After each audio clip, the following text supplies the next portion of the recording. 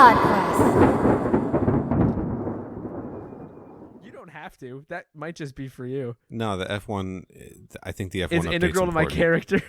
Yeah. It's in the and credits. and Lewis Hamilton tied a record, but like, who cares? Because he wins all the time. Nice. Good for him. Again. I mean, good for him, but like, dude, you've won 91 races. Eventually, people get tired of seeing you win. Do they? I mean, yeah, dude. I've been an F1 fan for like this season, and I'm already sick of watching Lewis Hamilton win. you've been, as far as I know, you've been an F1 fan for 6 weeks. It's been a little bit more than that, but like not that much more. It's been like a couple months. It's been this season. No, I'm into it. Don't get me wrong. I'm not throwing it was shade a bold it was a bold choice to make it my single defining intro character trait. I love it. Well, I had a lot of options. I made that decision for you because before that it was Gundam Model Enthusiast, which is still correct. I'm currently looking at 6 of them. So Corey, I started watching something the other day. Is it Mortal Kombat Conquest?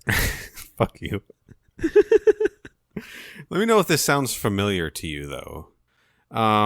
So we open on a tournament in a room where 2 people are fighting in the center. It's clearly some kind of martial arts tournament. They're surrounded by a crowd of people who are just cheering for blood. This sounds like Fighting Vipers. Well, you've never played Fighting Vipers, clearly. Is Raxel here? There are no spectators in Fighting Vipers. Raxel was not here. It's 2 dudes. You know Raxel hates meat? That's on the wiki that you sent me. That's all I know. He loves vegetables and he hates meat. I'm dead serious. What's his band name? I forget. Oh, it's like a Screaming Crunch or some shit. Screaming Infidelities. What does that mean? That's a Dashboard Confessional song. Cool. Yeah, you're young and I'm old. I mean, I've heard of Dashboard Confessional, but like that is the Dashboard Confessional song. How have you not heard that song? That's the song. I don't know it by name. All right. So I'm watching this thing a few days ago. I didn't finish watching it, but it opens with this martial arts tournament, and there's just 2 dudes fighting in the middle of the ring, surrounded by a crowd of people like thirsty for blood. Right. And one guy wins the fight, and everyone's cheering for him to kill his opponent, and he stops, and he's like, no, I'm not going to kill my opponent. That's not what I do. I have more honor than that. And the tournament's over, and then this guy who spared the opponent has to respond to angry DMs.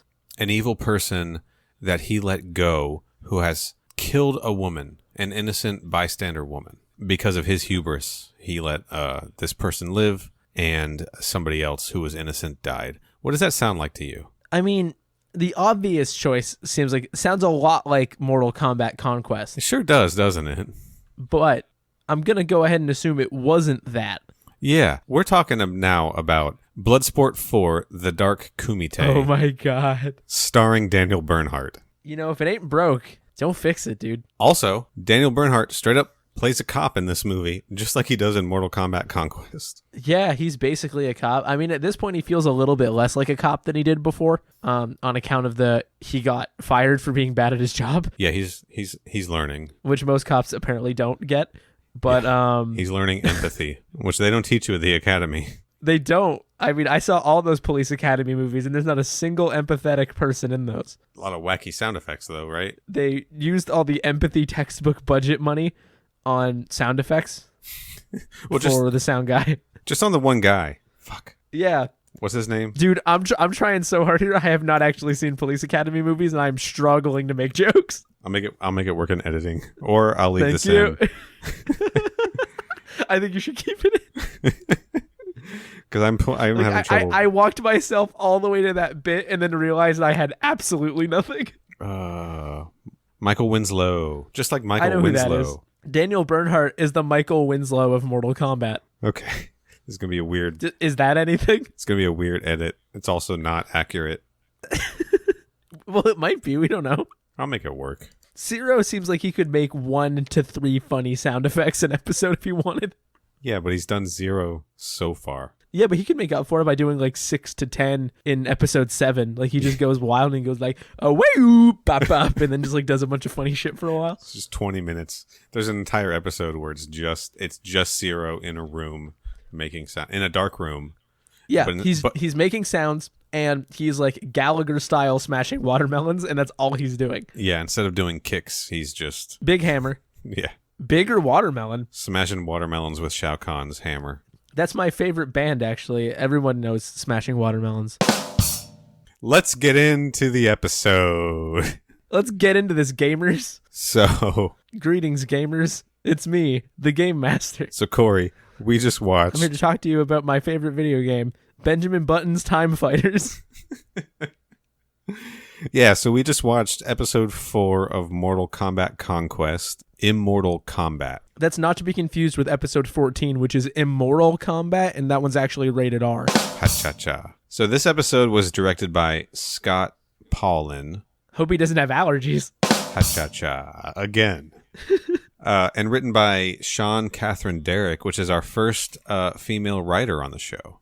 I also hope they don't have allergies. I imagine they spent a lot of time with Mr. Paulin. So she's going to go on to write like 7 episodes total of Mortal Kombat Conquest, and she's got a huge... We'll talk about her at the end of the episode. She's got like a long list of like rad credits. And she's a person who has 3 first names, so that's pretty awesome. All of them good.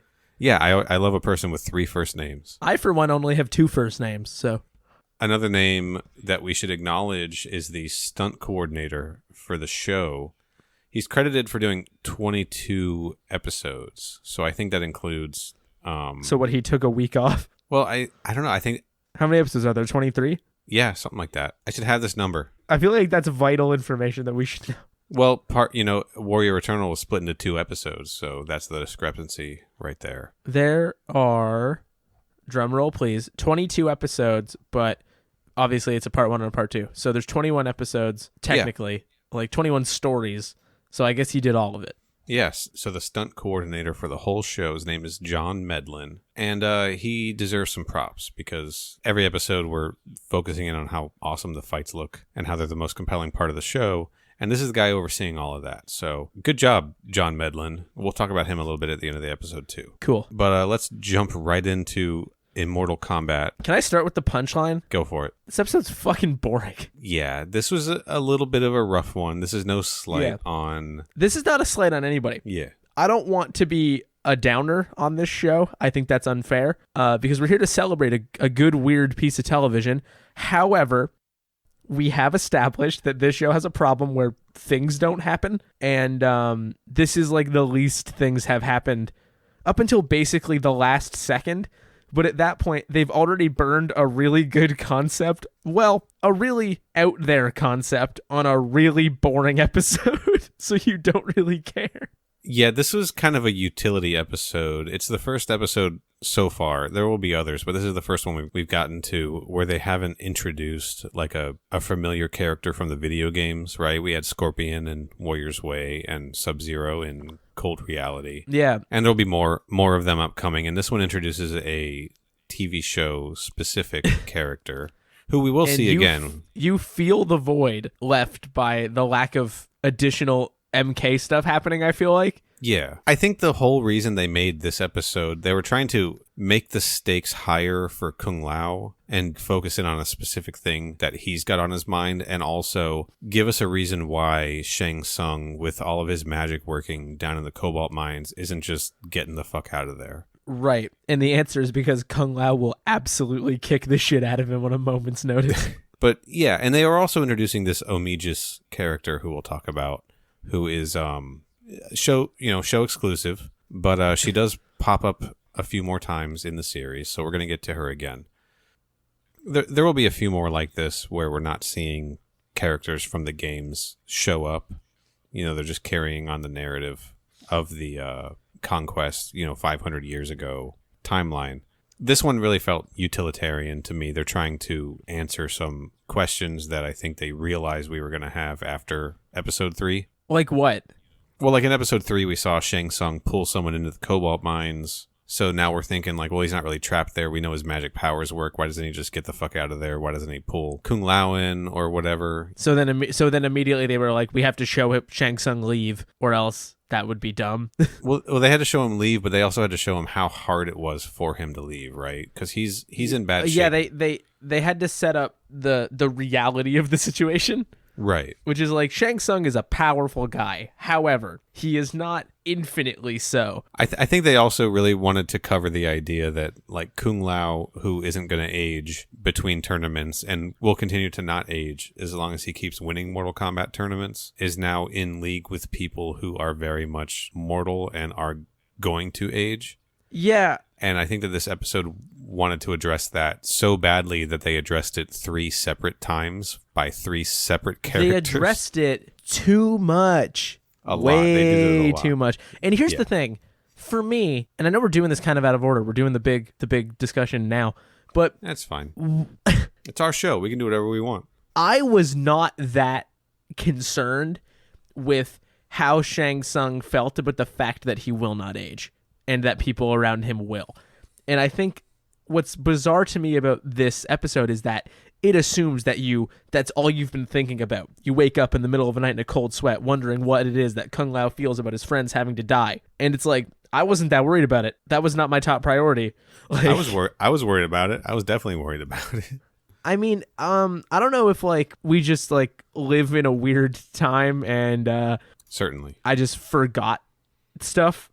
Like maybe that's why it wasn't front of mind, but it's like I recognized that it was a factor in the show and in the story and for Kung Lao, but it did not feel like something that required an entire episode's worth of narrative and development to tell me. So I spent a lot of the time just like going like, The stakes are definitely lower because we know from seeing the movies and knowing just the general story of Mortal Kombat that dude's gonna die. Like it's hard to be in. It's that weird thing where it's like, okay, we're still watching a show about a guy who dies because we've seen what happens after he dies, and we know he's gonna die soon. So it doesn't have that much. Yeah, it doesn't have that much emotional impact on us. Maybe that was the point. Maybe they were trying to highlight this characteristic of him. Maybe something we don't get to see was that he cared more about the individual people than he did like the greater good or whatever, and that was ultimately his downfall. Maybe that's what they were trying to hint at. It is. I don't know. I found it frustrating that they were presenting that as a character flaw. Yeah, like that whole. I know we're doing the talk at the end, but like, man, fuck Raiden. We'll get to it later, but like, fuck Raiden.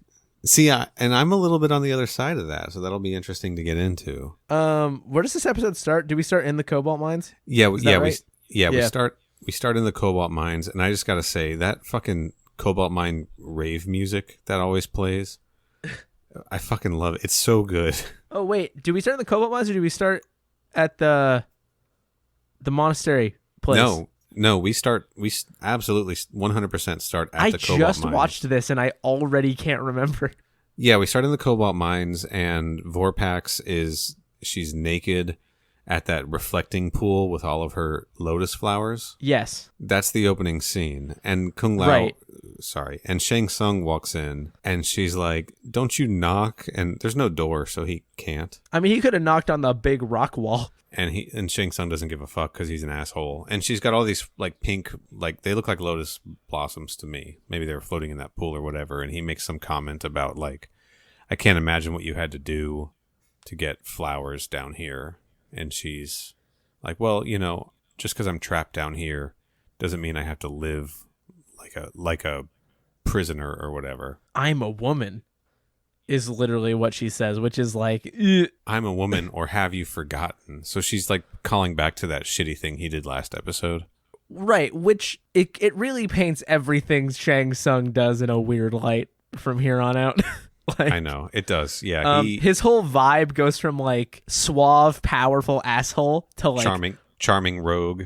Yeah, to like gross man, like really quickly. It does, and it's just gonna keep going downhill. And Bruce Locke still crushes, but like the energy is very different.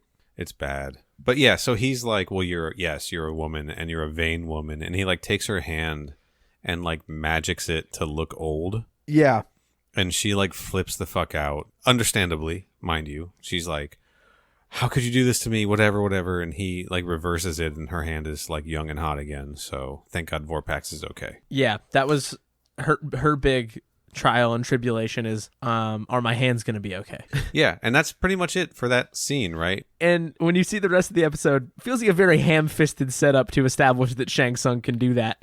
It's just, well, we need to find a reason for him to do that. I guess this is the best we can do. Right, so Shang Tsung's got a plan, and it involves making things older than they should be. Really fast. He's definitely reverse Benjamin buttoning. That's his plan. His plan is a reverse Benjamin button, right? We gotta find a better phrase than that. There's got to be a better one. I don't think there is. I think reverse rapid aging, because like reverse Benjamin button implies normal aging. Yeah, but like he doesn't. Like, Benjamin Button doesn't do it really fast. He just does it in the wrong order. So it's a reverse turbo Benjamin Button. But at that point, can't you just nullify the Benjamin Button angle entirely? I mean, yeah, if you're no fun. Well, I mean, ask Benjamin Button if that was fun for him. My notes are full of reference to reverse Benjamin Buttoning, so I'm not going to correct them all for you. Sounds like that's what's going to go on the merch. So, yeah. Yeah, is it too early to launch the Patreon? It's never too early. Okay, I'll get on that after we finish recording. The question is, are people willing to pay for this? Right now, I'm not so sure. Well, their loss. So then we get the intro to the show, the awesome intro, and then we cut back in, and we're at the Temple of the Order of the Light, which is in a forest, despite the exterior shots always being that famous Thai temple. Yeah, don't think about it. It's fine. Doesn't have a lot of trees around it, but all the trees are in the back and out of frame. They're behind it. We're just on the other side for those of the camera. Yeah. So we're at the Shaolin Temple, and the combat crew, Siro, Taja, and Kung Lao are inside, and it's some kind of like meditation, spiritual retreat, right? Yeah, I think it's precisely that. Yeah, and Siro's just straight up sleeping through church. Yeah, this actually feels this feels like two things, and one of them makes me laugh, and one of them feels kind of weird. As somebody who went to Catholic schools for a long time, yeah, this feels like just being bored as fuck in mass, like in church, just like not giving a shit, not listening to the priest, not really being able to talk to your friends, and maybe just sleeping it off. However, the intro also feels a lot like the bit sort of veers into, man, cultural unawareness is hilarious. And it's like, fuck, like, you could have kept it at the falling asleep thing, but then there's the whole, like, boy, howdy, this shit, it ain't for me. What a weird thing you're doing. You guys are weird. And it's like, okay, relax. Yeah. It's not that weird. Yeah, Kung Lao's totally into it. I think he's glad to be back. It's the happiest we've seen him in a while. Really? Yeah, it really is. He seems calm and centered, right? He's so calm and centered. Being abandoned by his friends does not detract from his mood. Yeah, Taja's like, fuck this, I'm out of here. And Siro follows her. So Taja, as she's leaving, she bumps into like another Shaolin monk. And she's like, oh, sorry, I need a bathroom break. And that made me start wondering, do you think there's like working plumbing in Zhuzhen? No. I don't think so either. Not even a little bit. Magic can only get you so far. Yeah, the contractor in me is really curious about Zhuzhen's plumbing situation, but we won't get into that. It's got to be bad. Yeah, I can't.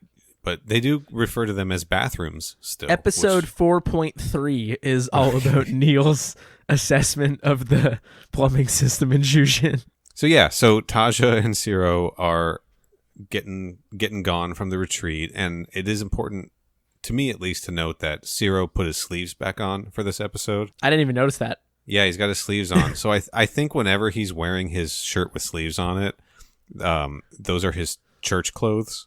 Those are his church clothes, and they're his funny sleeves because he's cracking a lot of jokes.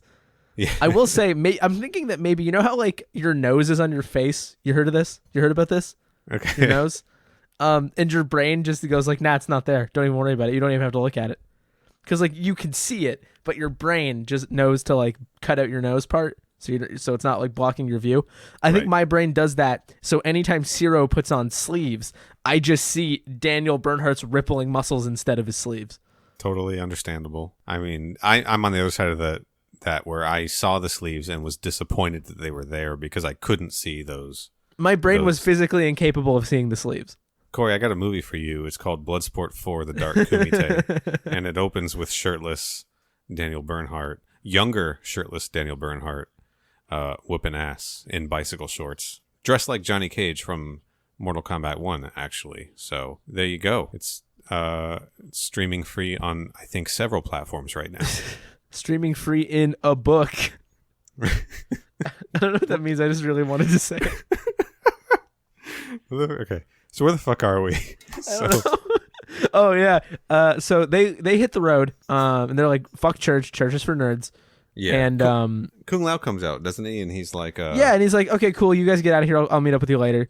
I can't force my training and my traditions on you, so I'm cool with it, which is a really progressive attitude. Yeah, it is weird, though, that it is explicitly set up as he was trying to get them to convert, and it just didn't work. He says, I was hoping you would, but you didn't. I mean, his task now is to train new warriors for Mortal Kombat, and I think the only thing he knows is the way that he was trained, so I think it's but if we look at any other Mortal Kombat roster, I guarantee most of those people are not religious.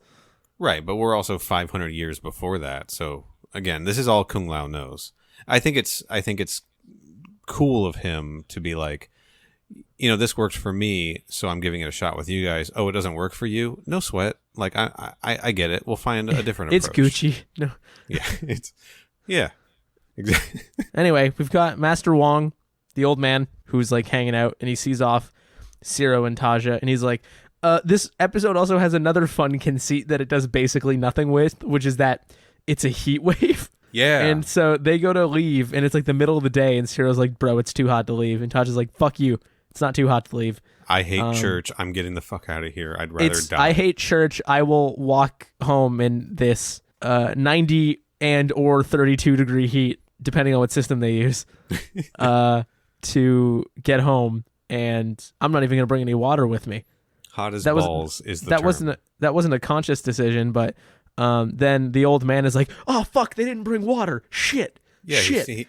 He sees a water skin and he grabs it and he runs after them. He's like, they're going to need this because monks are cool and care about people. Yeah, and so from there, he catches up to them. He's like, all right, cool, sick. Okay, can I actually get a drink first before I go back? Because it's hot as shit out here and I'm 800 years old. And they're like, yeah, cool.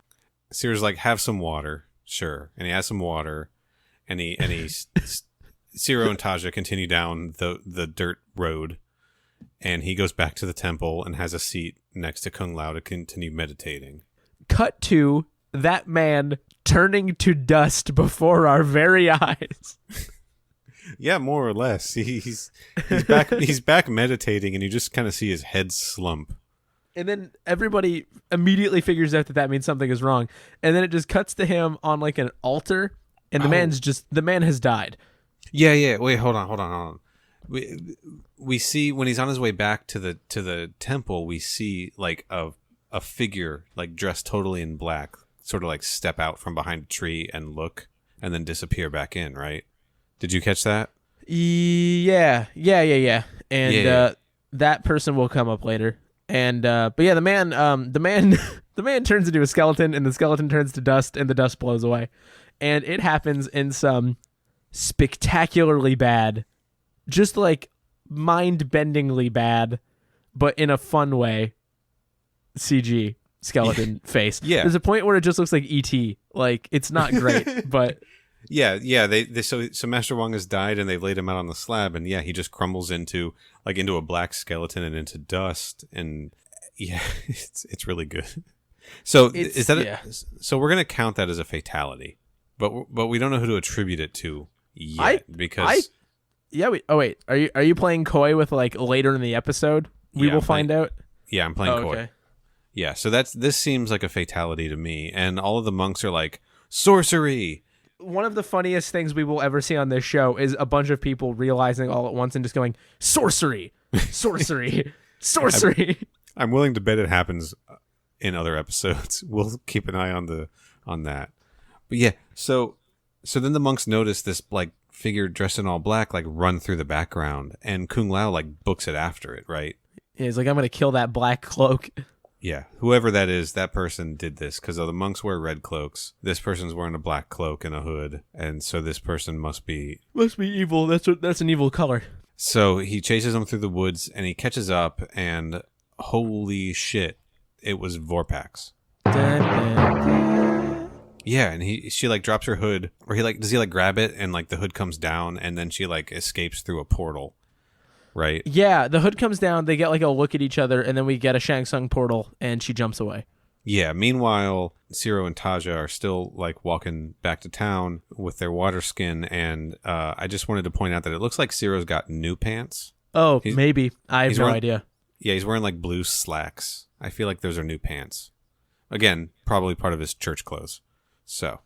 Yeah, I didn't realize, but maybe he does just directly have church clothes on hand. I think so. He puts his sleeves and his slacks on, and he's like, "Let's go, get tight with the gods." In what episode did we find out that Siro is Jesus Christ? It's coming. It's later. Kind of. Yeah. It's like the penultimate. Can't wait to see that fatality. Am I right? Season 3, we find out that Siro was Jesus all along. I don't know. There's nothing here. Okay.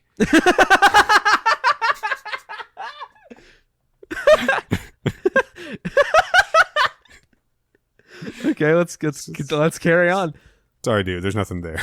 I thought it was funny, but we can't win them all. Maybe I ruined it. Okay. It doesn't matter. So we jump back to the cobalt mines, and we just see like some dude hammering at nothing when Vorpax just not reappears. Really giving shit about anything. Just banging on the floor with a giant hammer, and Vorpax like pops back in, and Shang's like, "Were you successful?" And she's like, "Yeah, but I think Kung Lao saw me." So Shang Tsung was mad at her, like, "What do you mean he saw you?" And she's like, "Hey, you didn't tell me what was going on. You just told me to stick around and see what would happen." And then a man turned to dust. Yeah, she's like, "It was weird. I saw a monk just crumble." And then Shang Tsung, like, I guess he never told her what was going on, and he's just like, "I'm gonna go reap my reward." Because Kung Lao chugged that poison, I bet. Also, I need to say this, and then you'll probably cut it, but it's really funny. The Monk Crumble is the sequel to the Monster Mash. Okay. That's staying in. God, what a mess. Yeah. Sorry, I just had to say it. No, I'm glad you did. This is fun for me. Monk Crumble. Step 1, you get in the bed. Step 2, you got sand in the bed. Step 3, blow away from the bed. Now you're doing the Monk Crumble. You know when you go to like a potluck dinner, I love it when someone brings a monk crumble. Monk Crumble. It's a fantastic dessert. It's easy to make. All you need is some poisoned water and a monk. I hate when I drop my DVD box set of Monk on the floor. And then the monk crumbles. God damn it.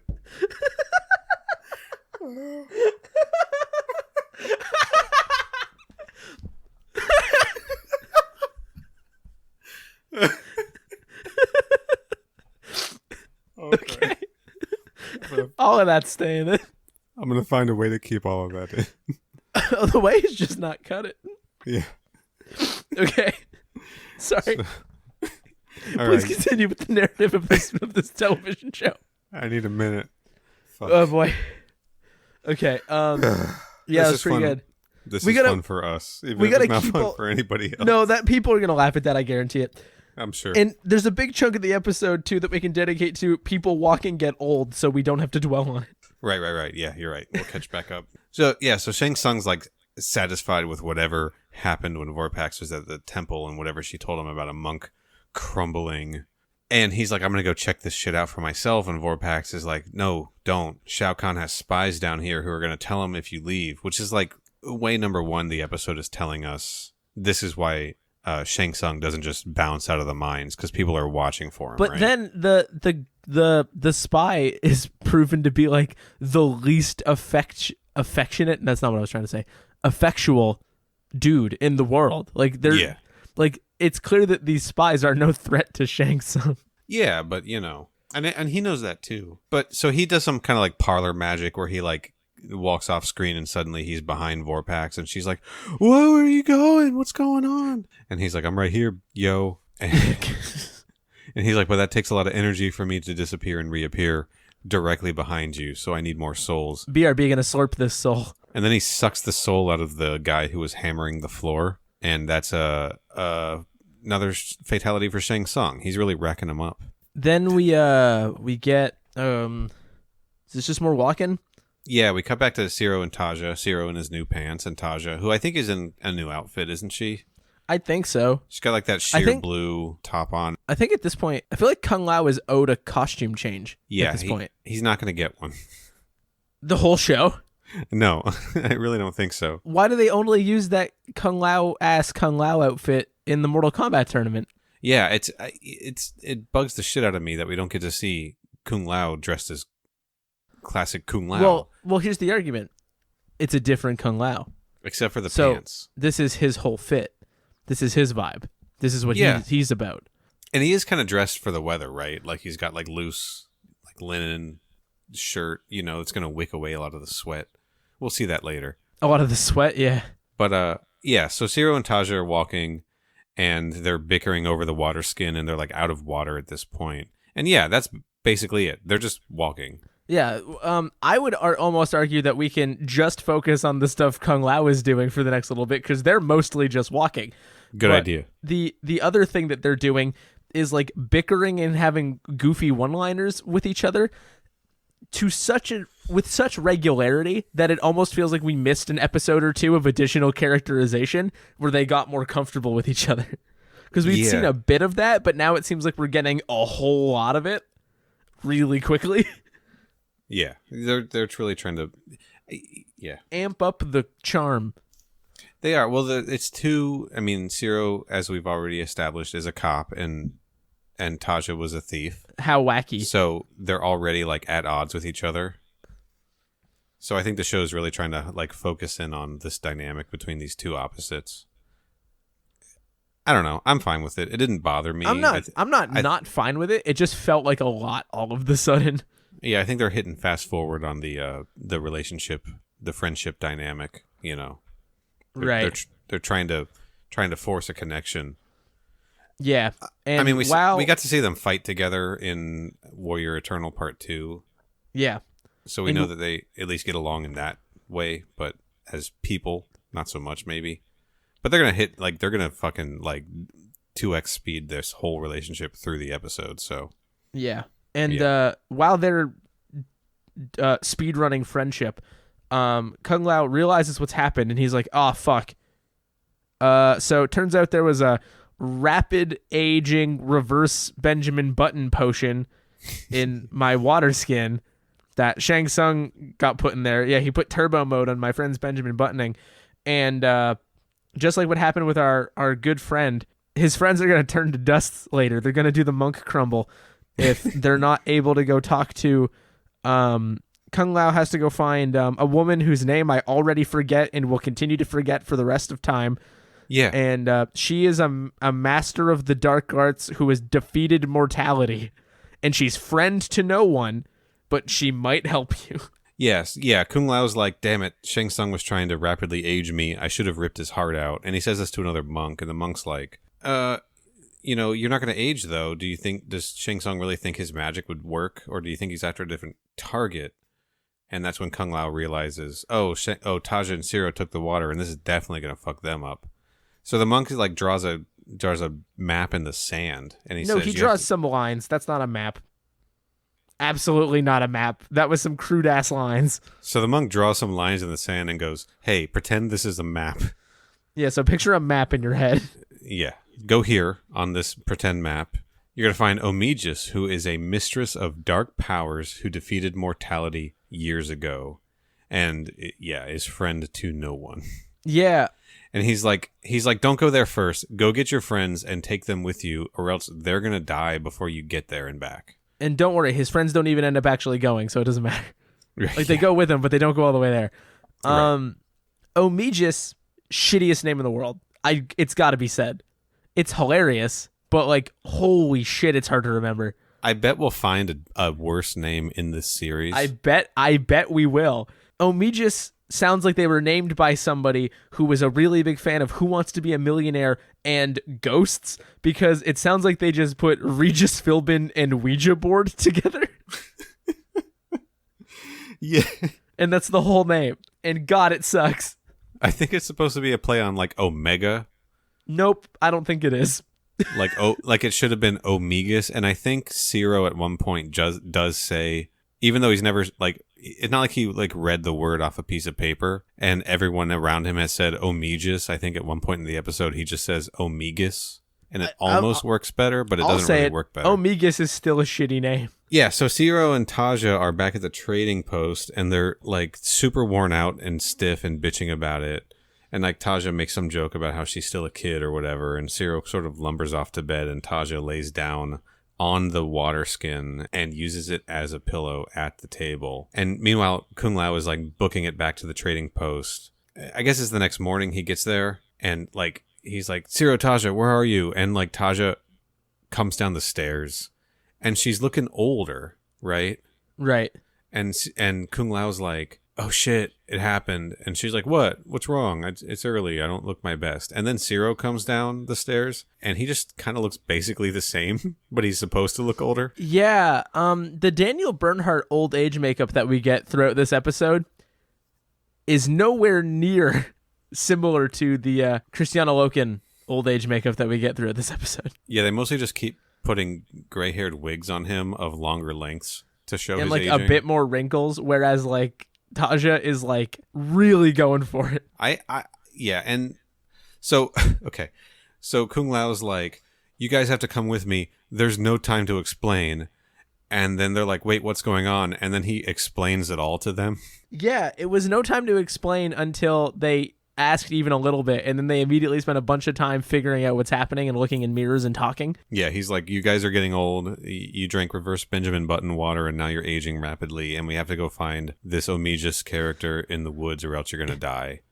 Oops, you drank the crumble Kool-Aid. If you guys don't want to do the monk crumble, we got to get the fuck out of here. Stat. Okay, so they're just wandering through the woods, and Taja just keeps looking in this hand mirror and talking about how unfair it is that she's aging. And her and Siro are worn out, and they keep asking Kung Lao to like take rest. And Kung Lao's like, we got to get going. We got to go see Regis. I do want to be a millionaire.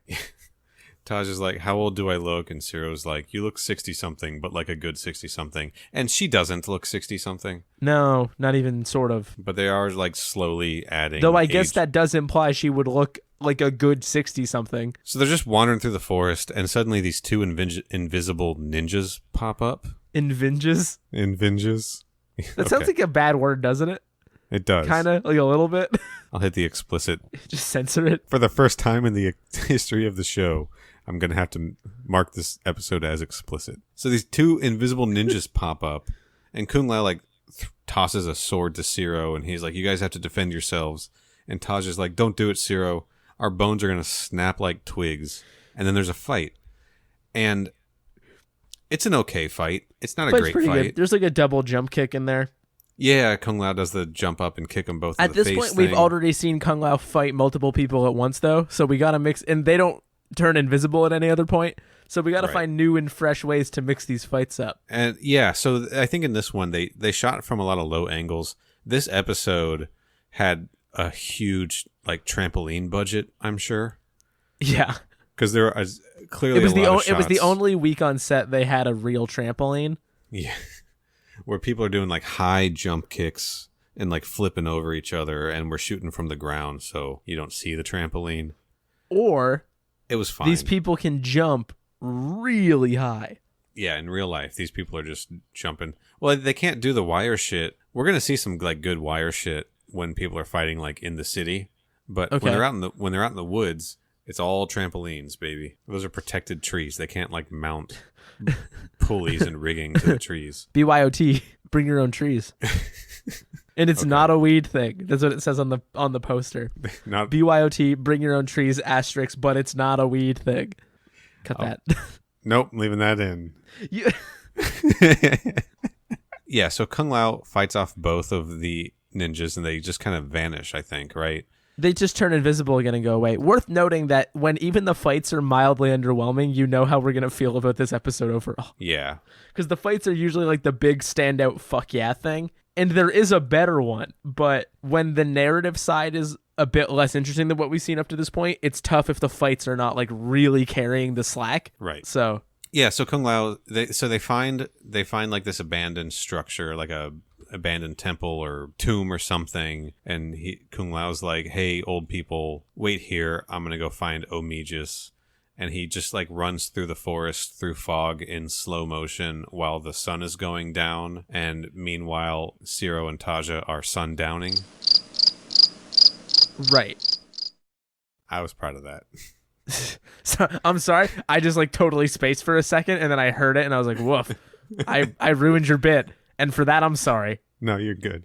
Yeah, and they're just kind of like, "Oh, we're dying. I don't want to die. At least we're not alone. Whatever. Who cares?" There's a lot of episodes left. We know they're going to make it through this. So Siro has like one line that I thought was interesting while they're in this tomb rapidly aging, and he says something like, "So much for our future." And then Taja's like, "This is the future, and it sucks." Right? Yeah. But yeah, so then we cut back to Kung Lao, and sweaty Kung Lao finds like this raspy sounding woman in a hooded red robe, and she's like, "You defeated my guards. Go away." And then she like goes into her hobbit hole. Yeah, and with a very cheap looking door. Yeah. And Kung Lao's just like, "What if I went in anyway?" Yeah, he goes right in, and the place is full of like skulls and like potions, and witch there's like stuff, miscellaneous witch stuff, rocks tied in like leather shoelaces. It looks like a fucked up Cub Scout camp to me. Sure, I'm gonna have to take your word for it, but I believe you. There's like a squirrel skeleton or something in there. That was just the actresses. She just brought that with her. So so this mysterious woman is like, "Oh, you're brave, get out of here." And Kung Lao is like, "No, I need your help. You must be Omegis, and Shang Tsung did some shit to my friends." And she's like, "Oh, you must be Kung Lao." Small world. And then she drops her robe, and her voice changes because it's a. She did drink a thing. Did she? I missed that. So she drinks the thing? She drinks the thing. However, to your credit, later on she puts the robe back on and her body gets all like gnarled again in terms of like posture. So it's not clear if the drink really had anything to do with it. Maybe it's the robe. Maybe it's like an aging robe. Weighted robe. Yeah, but yeah, it's a heavy robe. You think you're going to get like a gnarled old witch lady, and the robe drops to reveal another young hot person. Yeah. So, this actress is Angelica Bridges, a Baywatch alum, and she's very much not an old hag. That's true. And she's also not wearing much. She's wearing like a nude-colored bikini draped in beads. This show's MO is really how much skin can we show? Yeah. On like a cable TV show. And they have found exactly that limit, and they are constantly up against it. They're really going for it. Now, to the show's mild credit, she is wearing technically more fabric than JJ Perry was wearing last episode as Sub-Zero. Right. So there's equal opportunity borderline nudity. Yeah, there's a delicate balance going on so far. But yeah, she's very much not wearing much. And in a Vorpax-esque scene is like not necessarily attempting to seduce Kung Lao per se. I don't know. Well, sort of. She does say that she doesn't have to help him and may well take him to bed or make him a slave or both, which I guess is putting a pretty fine point on matters. Yeah, this is Omegis, and she is, my reading of it was she is absolutely thirsty on main for Kung Lao. And aren't we all? Like, you know? We definitely are. Yeah. It's the thesis statement of this show. She's basically like, "Hey, Kung Lao, I'll help you out if you fuck me. I've got all these potions that can change my hair color if you like different hair colors." Do you want me to look like Jen? Is basically what she's saying. Pretty much, yeah. And Kung Lao's not having it, like, to his credit, right? He's like, "No, I just want to help my friends." And because he's a pure and innocent child. She's asking some questions about Shang Tsung, like, "Did you kill him in Mortal Kombat?" And Kung Lao's like, "No, I didn't." So she's got some kind of a connection to Shang Tsung. Then Omi just starts telling Kung Lao that they're the same because she's centuries old and Kung Lao is ageless as long as he keeps, winning Mortal Kombat tournaments. So she's like, "Come on, man, I get you. But like Kung Lao just wants to save his friends. Yeah, and this is another scene where, because they put such a fine point on the fact that Kung Lao is not currently aging and his friends are aging with great speed, and I'm like, was this front of mind for everybody? Like, did I just miss the memo where this was a really big deal? Like, I don't know. This episode wants it to be a big deal. It wants it to be a bigger deal. I kind of want to say maybe it wants it to be a bigger deal than it is. Like, I mean, that's not fair because the show makes it a big deal because they're the writers and they decide what is and isn't a big deal for these characters and how they illustrate growth and traits and all of that. But for me, as like a viewer, I was like, this is not where my greatest preoccupations were. Right. Because who's to say if he trains Siro and Taja and another Mortal Kombat tournament comes around, that one of them doesn't win and becomes ageless, right? Like, that's kind of what you sign up for, isn't it? It's supposed to be anyway. Yeah, but even if he just keeps winning, like, I know, like, that's the burden. It's that, and it's caring about all of humanity, but it's like, I don't know. It didn't strike me as that being even Kung Lao's, like, primary concern, you know? Yeah, we're also used to Mortal Kombat where, you know, even if this is 500 years before the movie, Sub-Zero is still showing up in the movie. Right. Shang Tsung still showing up in the movie. So age is relatively meaningless in the larger terms of Mortal Kombat. Characters are constantly dying and being brought back like throughout the years. So it's really not something that's made it like penetrated Mortal Kombat canon at a larger scale. It's just something that this show is concerned about. Right. This micro level outlook on mortality that hasn't been an issue in Mortal Kombat ever before. Right. Or since. So it is kind of a weird thing to wrap our heads around as fans of the series at large. And just within the first 3 episodes of this TV show that we've seen. Right, yeah. Good. Like, yeah, that's true. It seemed like there was going to be more immediate problems, like the ninja that throws ice, or the hell sorcerer, or the ninja that fell into the other hell.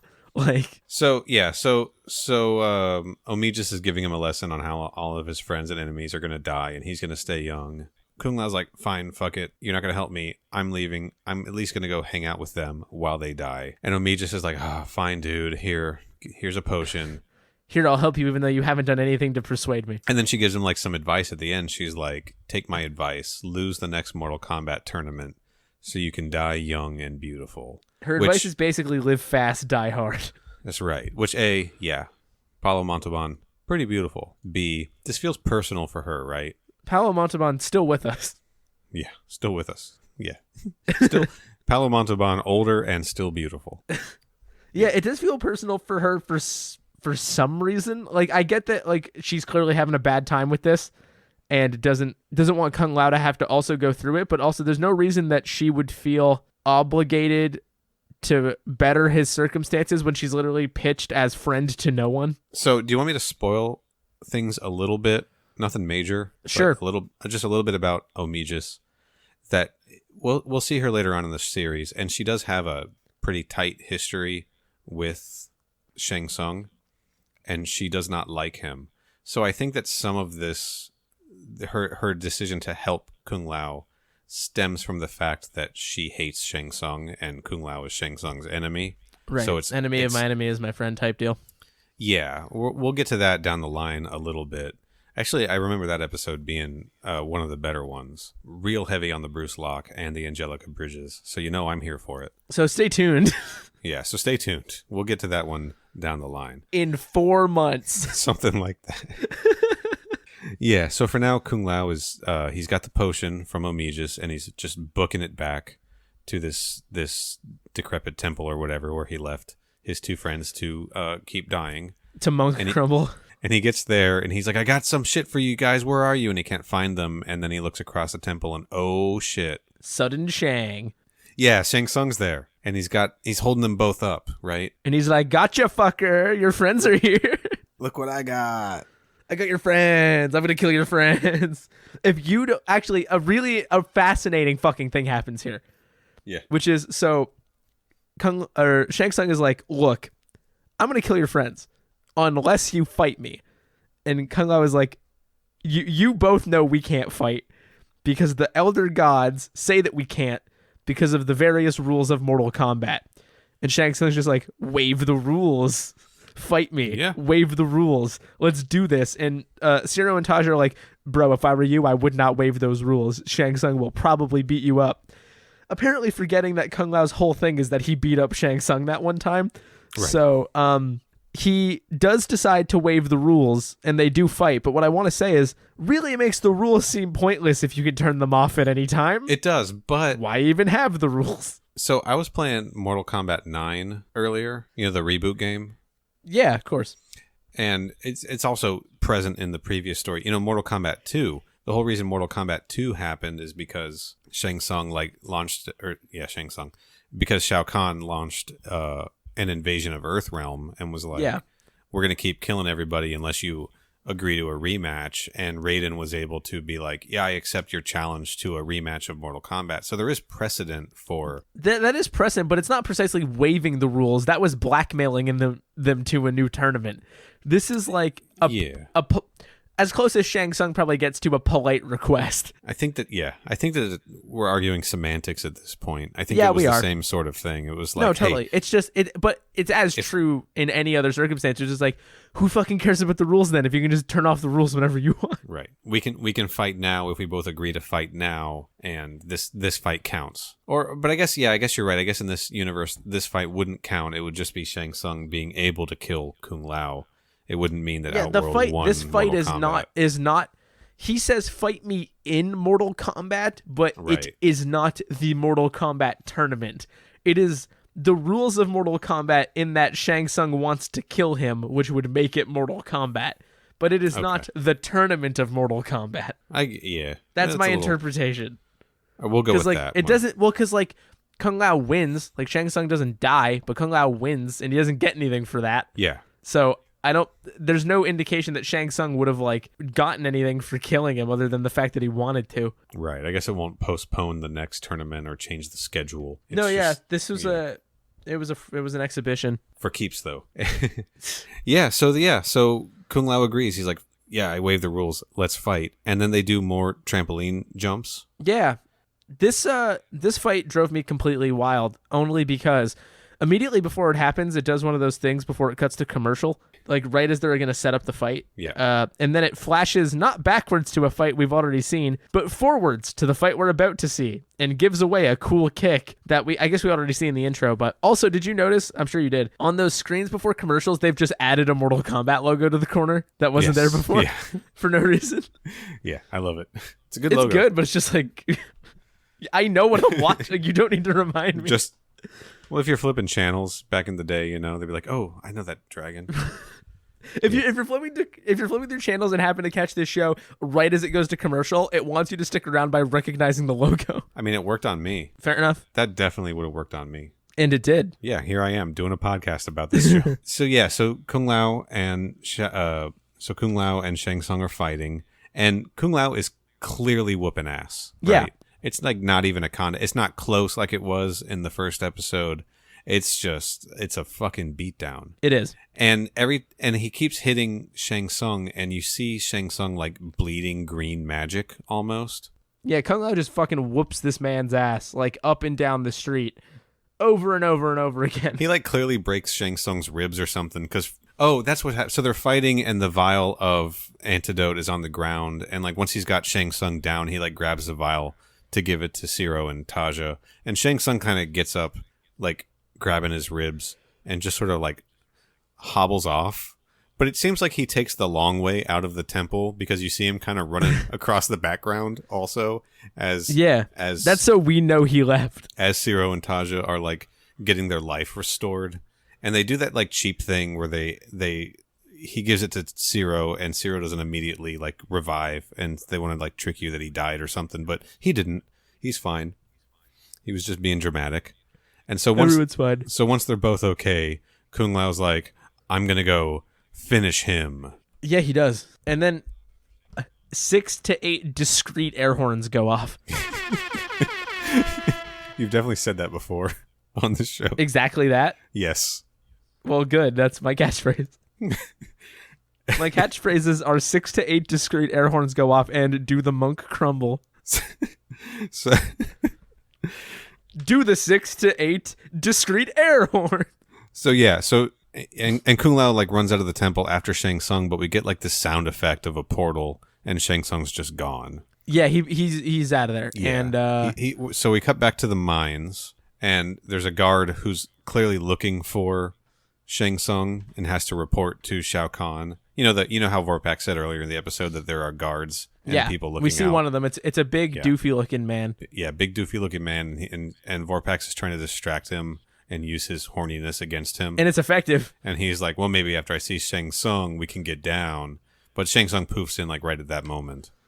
And he's like, I'm here. Yeah. So then the guard's like, he's like, it me. Shang time instead of hang time. Like, I'm picturing Shang Tsung dunking on a big basketball net and like everything's on fire like NBA Jam, and the big booming announcer voice goes, Shang time. You know? Yeah, totally. Is that doing anything for you? Yeah. Yeah, no, totally. So he's on green fire. Okay. From Outworld. So Shang Tsung's back in the mines, and then the guard's like, hey, good, he's here. Hey, Vorpax, let's get busy. And Vorpax is like, fuck you, dude. And she like knocks him out, which was great. And then Shang Tsung's like, sick, free souls. Yeah, so Shang Tsung is just super weak from transporting to Earthrealm from the mines and fighting Kung Lao and getting his ass kicked.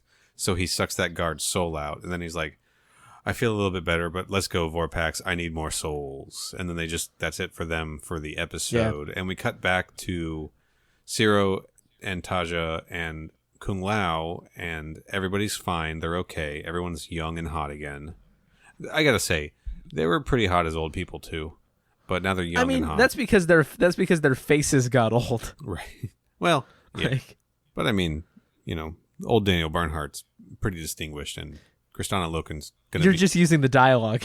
She's a smoke show no matter what, right? So speaking of smoke shows, Raiden shows up. Yeah, and Raiden pops in.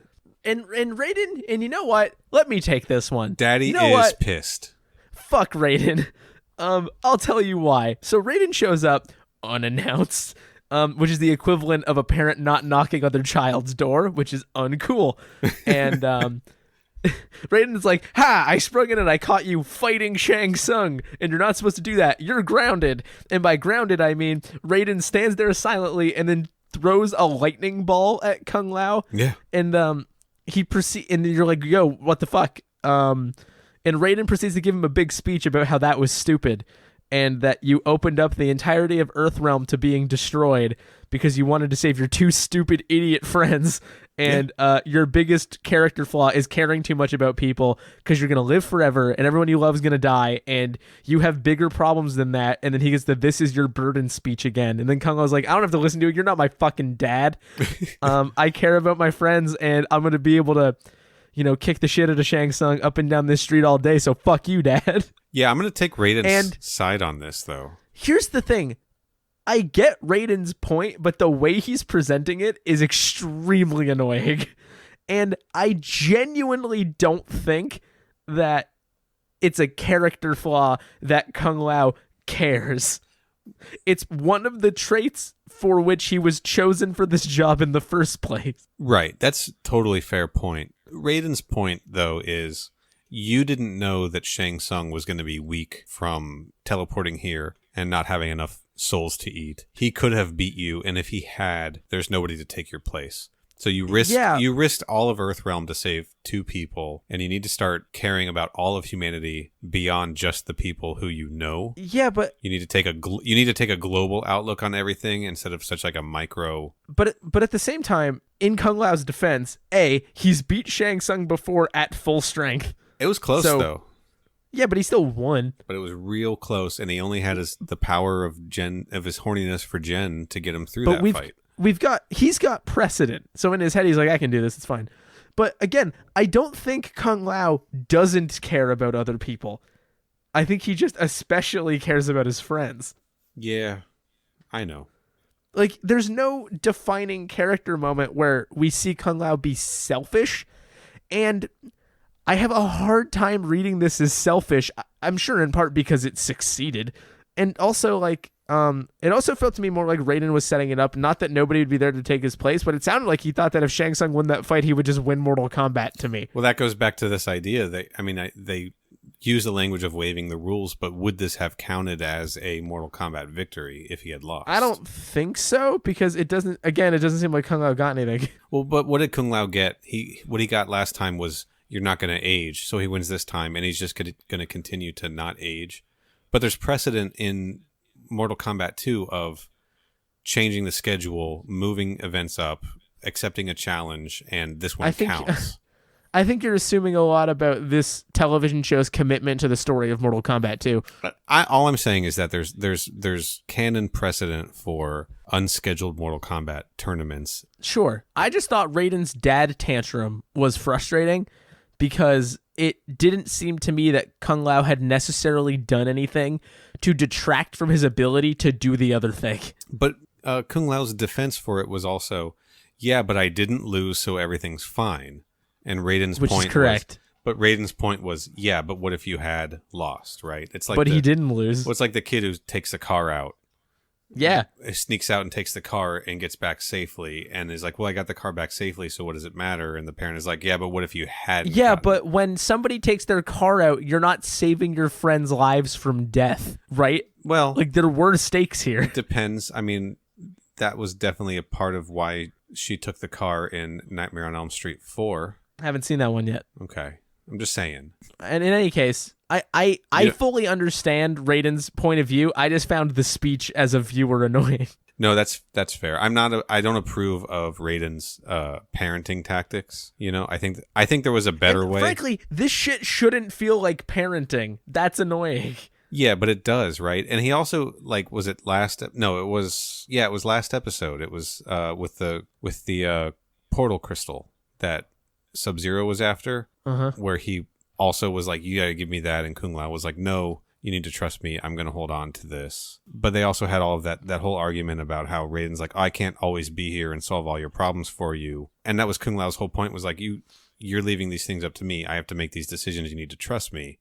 So now we've had 2 episodes in a row where Raiden's like, I can't be here all the time and make these decisions for you. I have to trust you to make your own decisions. And then when Kung Lao makes his own decisions, he's like, don't make that decision, you fucking idiot. Yeah. Like, right. And it's like, and then he's mad about the choices Kung Lao makes. It's like, Raiden, you gotta pick one, dude. Like, Raiden just seems like he's bad at this. Yeah. I think he's definitely in uncharted territory. Yeah, but like, I don't know, man. He's a new daddy. He doesn't know what he's doing. Yeah, but like, I don't know. I know plenty of new dads that. Maybe I don't actually. I don't know plenty. That's maybe a little bit. Let's put it a little strongly. Maybe he's got issues with other Earth Realmers, and he's just really kind of. He's in charge of Earth Realm. Yeah, so, figure it out. So maybe like Joe and Chris are like causing some shit somewhere else, and he's having to intervene with that. So he's already in a bad mood. Fucking grow up, Raiden. You're a god. But he needs a vacation. Yeah, we all need a vacation, Raiden. And he has a headache. He's told us these things. I'm working 6 days in a row this week. Raiden, get over it. Yeah, I don't know. I think Raiden had a good point. I think he went about teaching the lesson. He's got a point, but like Kung Lao equally has a point. Because he did straight up assault his child. Yeah, don't do that. Or if you learn anything from this podcast, he committed battery, right? Because oh boy.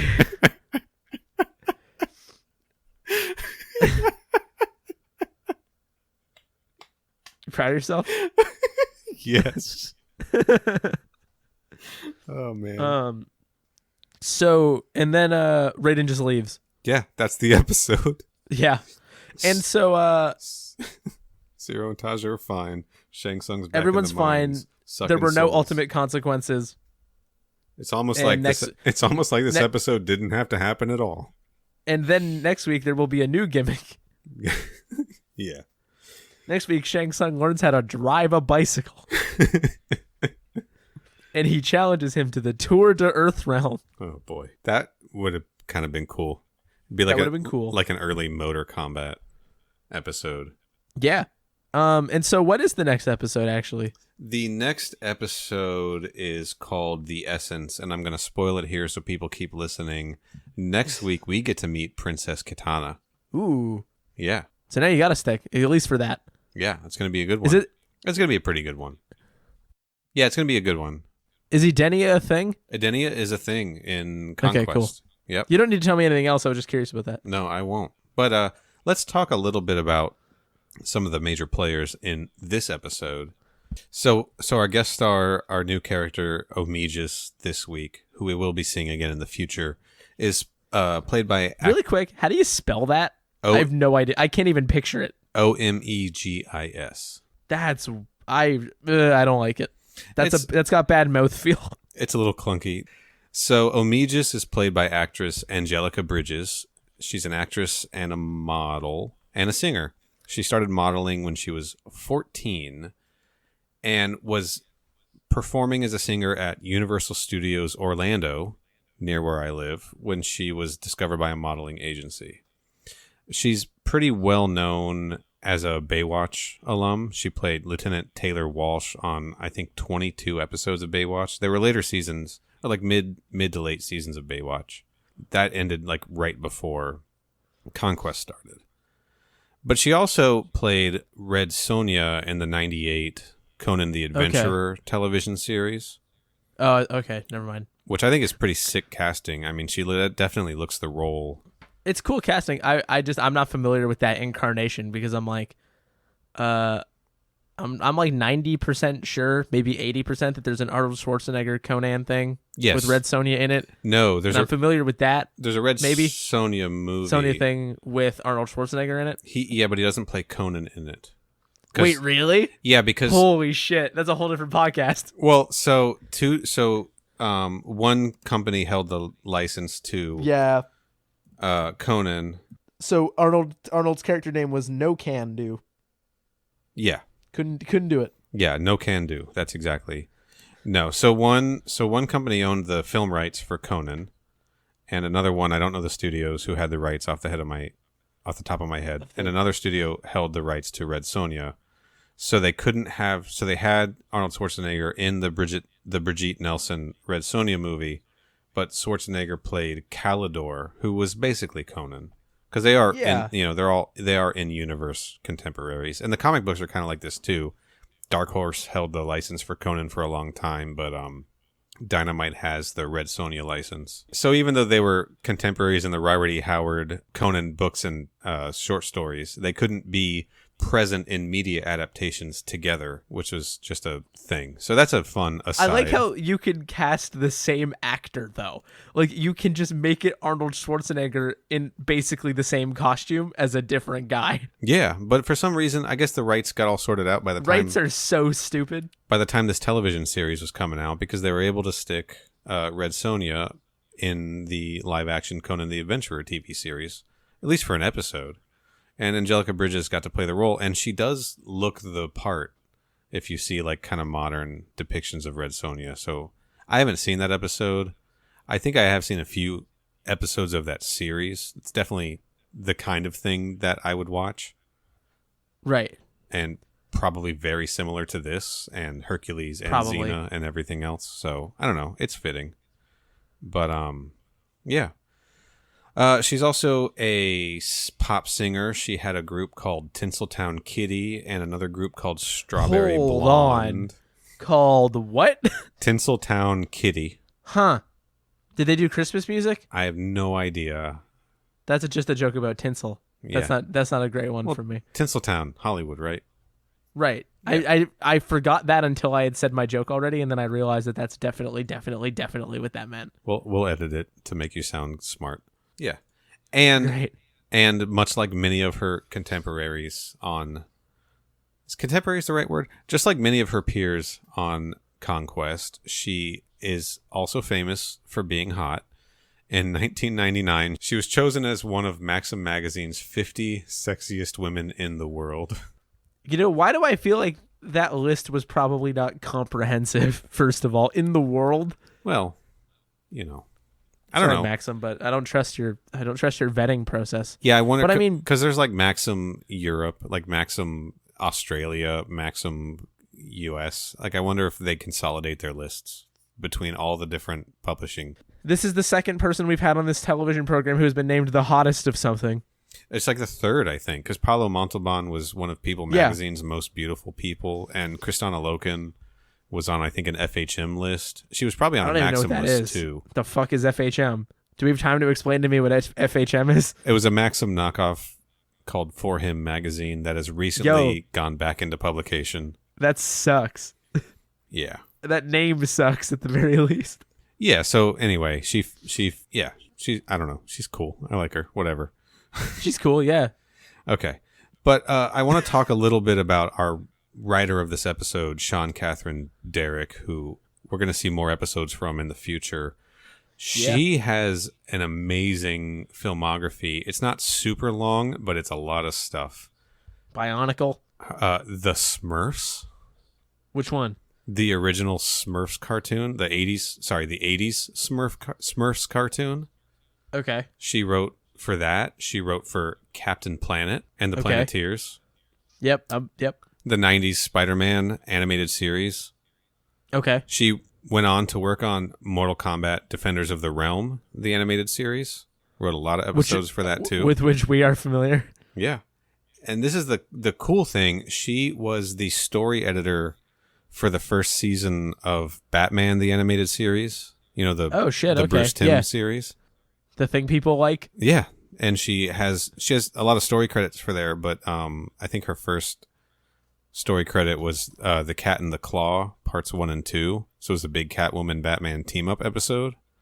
Okay. Yeah, and she wrote 8 episodes of Conquest, so we're going to see more from her. So she's been very much around. Yeah, very much. She's been in she's written for a lot of stuff, a lot of cool stuff, a lot of animation, so it's interesting. I think this is one of her few live action, like, writing gigs, but yeah, she does great work, and she's been involved with a lot of great stuff, so I definitely want to keep an eye out for her future episodes. I don't know which ones they are. I just know that there's like 8 of them. I do think that, this wasn't terrible by any stretch, but I do think they can only improve. I think there was a lot of good stuff here, like, in theory. I just feel like it didn't coalesce very well. The gimmicks and concepts are fun, but it's just like, it doesn't meld the way you'd want it to. Yeah. She was asking questions that are bigger than the viewer is looking for. Well, and just like, I don't know, like the heat wave idea is interesting, but it's not a huge factor. And like the reverse age thing is cool, but then it just kind of gets solved very easily. You think that heat wave is why Omegis was so thirsty for Kung Lao? Yeah, probably. I didn't have a good response for that. I don't know. Okay, sorry. Big tall glass of Paulo Montalban. Right? You got anything else? No. Okay. I'm all out. Fresh out of bits. Sorry, bud. So the last guy I want to talk about, John Medlin, the stunt coordinator for the series. Now, I don't think that this episode had as good of fights as we have seen or will see. There was some good shit in here. There was that big, very acrobatic kicking. Yes. Yeah, there was some good stuff. But overall, I wasn't as impressed. And again, there were only 2 fights, right? There was Kung Lao against the Invinjas. Is that what you called them? Maybe, I think so. And that was probably right. And then the round 2 of Kung Lao versus Shang Tsung, and it was fine, but Shang Tsung was underpowered, so it wasn't like mind blowing. But yeah, John Medlin, hell of a stunt worker and stunt coordinator. People will see his work as stunt coordinator on shows like Supergirl, Black Lightning, Lucifer. He was a stunt coordinator on Lost and The Vampire Diaries. Okay. And 65 episodes of Buffy the Vampire Slayer, which had amazing fights, and I'm a big fan. So far, you haven't named a single television show I've actually seen, so I'm just sort of nodding over here. Well, here's one more that you haven't seen. He was also a stunt coordinator on WMAC Masters, the show I talked about. Chris Casamassa was on the Mythologies episode. And he did stunt coordination for Mortal Kombat Annihilation and was also the actor who played Ermac in MK Annihilation. So he gets his hands dirty, too. Yeah. Which reminds me, I looked into the stunt credits after checking him out, and our friend JJ Perry, who plays Sub-Zero on this show, also did stunt work on this episode. Yeah, I'm like 90% sure in the Shang Tsung fight he's Kung Lao. I think so. He wasn't credited as... He's not Kung Lao in the Invinja fight. That's a different guy. He might have been one of the Invinjas. It's hard to say. Their faces were covered. Pure speculation, arguably, if their faces are covered. Anyway, that's it for this episode. And what's next week's episode called? So What's it called again? Next week's episode is the Essence. It is the... Right. It is... Katana one. We will meet Katana. Spoiler alert. We will meet Katana, and then later in the series, we will meet Katana again, and it will be a different actress. That's fun. So, yeah. Sorry, Katana, for getting recast. We're going to meet our first Katana next week. It's Katana, but it's spelled with a 1 in the name. Like, it's K-Y-T-A-N-A. Kitana. No, that doesn't work. I like yours better. We'll leave yours in. All right, you wanna hit the road here? You wanna go walk in a heat wave for a long time? Yeah, I think it's time for us to go walk in a heat wave and get real thirsty, but separately. So good, great, smooth as hell. So Corey, where can people find you and the stuff that you're up to? People can find me on Twitter and Letterboxd at Mr. Corey Price, where I'm not really doing a whole lot other than periodically sharing stuff from a different podcast, which is called They Made Another One, which is, as if you've heard the previous episodes, you kind of know the deal. Sequels, reboots, remakes that people don't really talk about, movies with my friend Liam. You can catch that on Twitter at They Made Another, and you can find it on all the podcast services you want as They Made Another One, which has a question mark and an exclamation point on the end. And you can find me on Twitter and Instagram at Final Neal with an A. In both words. In yes, fuck you. Hold on, I had a thing. Okay. No, it's not good. Do it. You can find me on Twitter and Instagram at Final Neal with an A. It's a play on Final Nail because this show will be the final nail in my coffin. Yeah.